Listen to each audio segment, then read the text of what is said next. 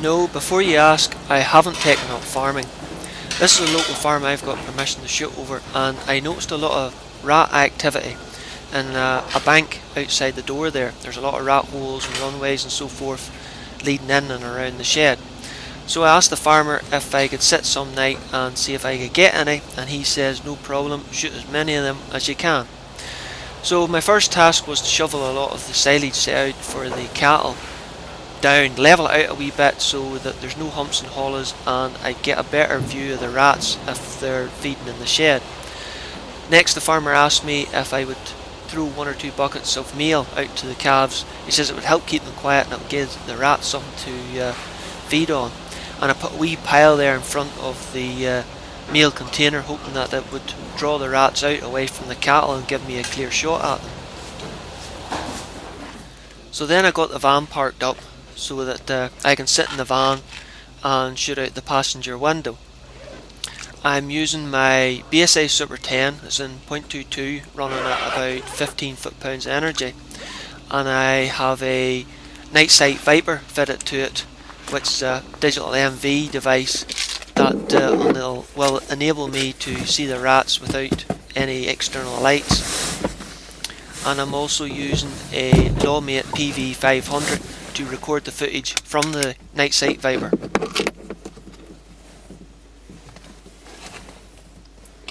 So once I've got myself comfortable in the van, I switch the NiteSite Viper on and focus the crosshairs with the parallax and the scope to the base of the meal bin, which was about 20 yards away, as I was hoping that most of the rats would congregate around that area. Range wise, I'm shooting from as close as 10 yards to the edge of the door to probably a maximum of just over 20 yards to the back of the shed. After about 5 minutes, I decided to switch the unit on and have a scan round, and noticed that the cat has already bait me to it. He's stationed in there hoping to catch the first rat of the night. He's not really in a talkative mood.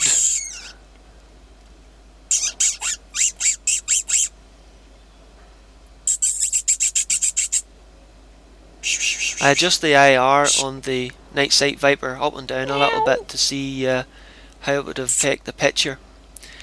I'm probably using a little too much IR at the minute, but I'm trying to give the Lawmate recording device as much light as possible to work with to get as good as image I can.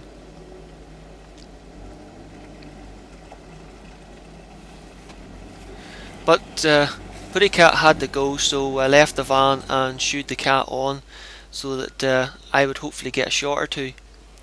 And after about an hour, unfortunately awaiting, the first rat appeared. But as you can see, he's sitting in a place that I don't really have the confidence to take the shot. He's clear at the minute, but every now and again that calf there in the foreground keeps lifting its head up unexpectedly and totally covering it, and I don't really want to go to the farmer and explain, while I shot one of these calves in the face. So I decided to wait, and hopefully the rat will come down into a better and safer shooting position. And thankfully one of the other calves in the shed moved it on, and it came down into the silage, as you can see.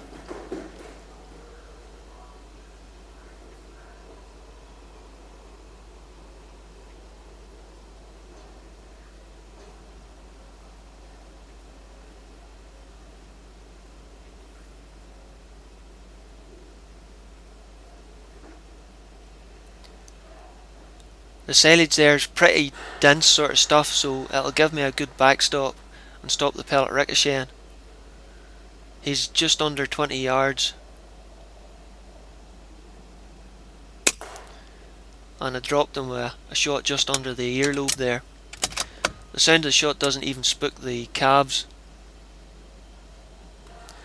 I'll give the shed another quick wee scan around before I switch the unit off.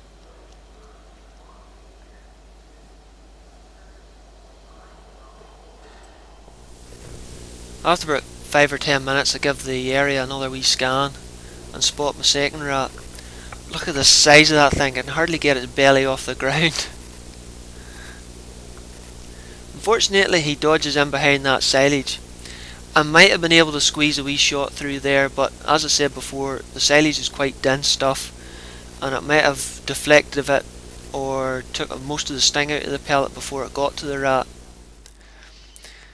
So I waited for ages for him to move and got a little fed up and scanned the rest of the shed to see if there was anything about, and sure enough, this boy popped out. He seems quite agitated and nervous for some reason. He's not sitting still at all.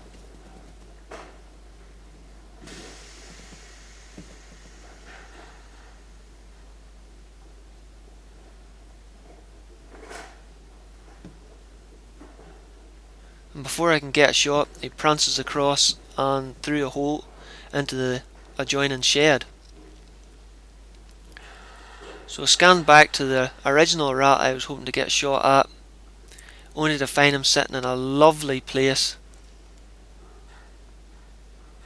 and dropped him nicely with another headshot.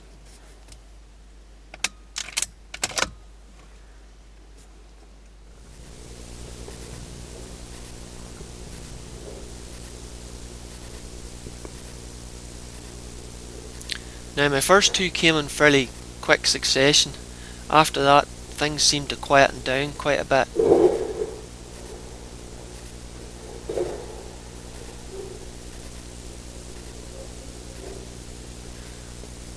But I spotted this rat. Whether it was the one that ran out in the footage before or not, I don't know, but it does seem quite agitated.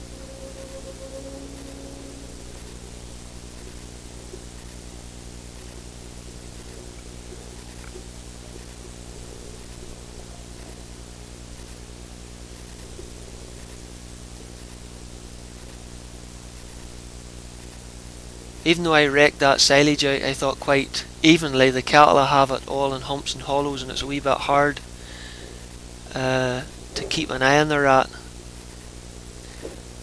You can see how he comes over and smells his dead mate there, and it really freaks him out, so it does.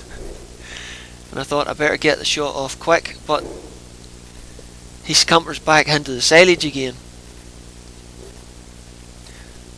Now he's given me a lovely opportunity, and how I missed that rat I do not know.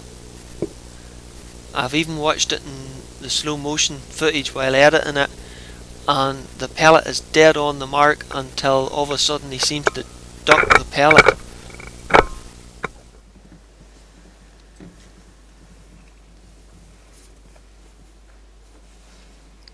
Now the night's gone on and I've probably sat for an hour or two without seeing much until I caught the glimpse of that rat, but he seems quite happy to munch away in that corner for some reason.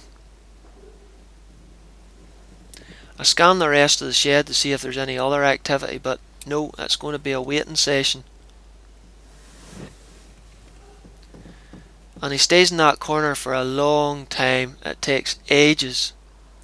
And then when he finally does move, he ducks in behind another lump of silage.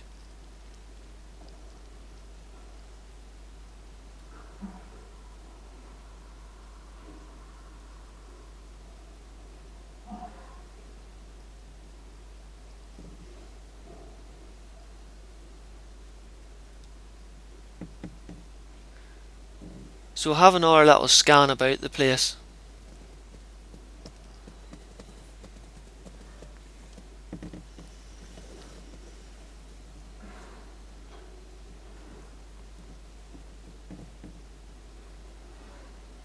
Only to come back and find the rat I was hoping to get a shot at is almost out the door.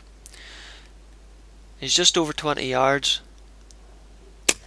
And I'm pretty sure I got him, but I never did find the body. But after knocking him out the door, anything could have dragged him away, I suppose.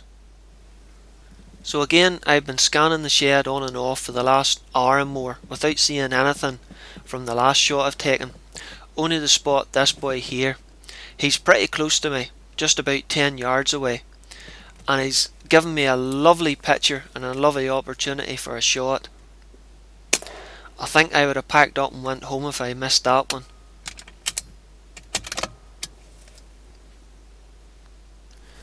So there's half an hour more has gone on, and you can see that there's a real freezing fog has moved in, and the Nightsite Viper doesn't like it at all. I've spotted a rat here about 20 yards away, and I try adjusting the strength of the IR up and down to see if I can get a better picture, but it's still fairly grainy. It must be the IR light bouncing off the moisture in the air, but it's still good enough a picture and well enough defined for me to be able to pick the rat's head out here.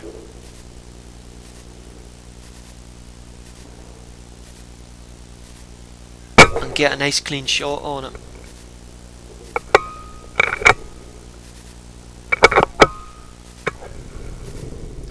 So I decided to give the shed one last scan, hoping to get maybe another rat before the end of the night. Only to find that Mr. Puttycat, I take it's a Mr, is back in action. He seems quite bewildered by all these dead rats lying around the place and not a flicker of movement out of them.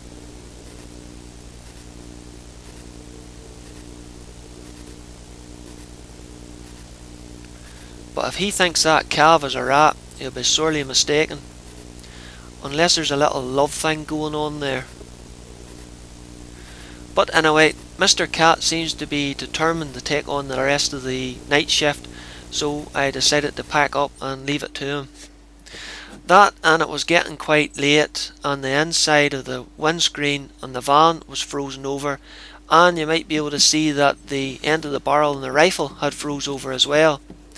So I emptied the gun into a convenient dunkel lying beside me and unloaded and called it a night.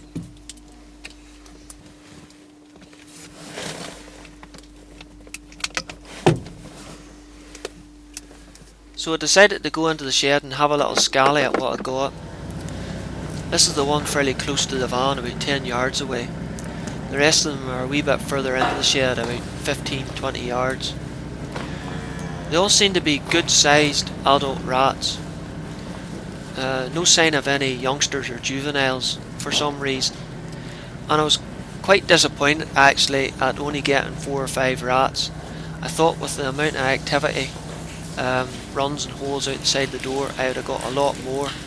But maybe it was because it was such a cold frosty night, who knows. I hope to get another night though and maybe get a few more.